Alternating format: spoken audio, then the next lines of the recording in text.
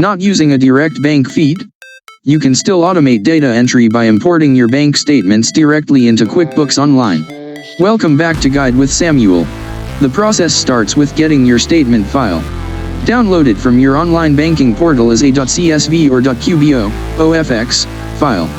Then, in QuickBooks, go to the Banking tab and select File Upload.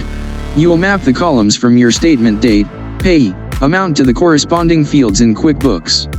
Once mapped, the transactions will import into your For Review list, ready for you to categorize and confirm. My crucial pro tip: clean your CSV file first. Before importing, open the .csv file in a spreadsheet. Delete any unnecessary header rows, summary rows, or columns you don't need, like running balances. A clean, simple file with just transaction lines maps much more smoothly and prevents import errors. It's the next best thing to a direct feed, turning a manual task into a quick review. Do you import statements, use a direct feed, or enter everything manually? Share your process below. For more time-saving data tips, subscribe. Thanks for watching. I'm Samuel, and I'll see you in the next video.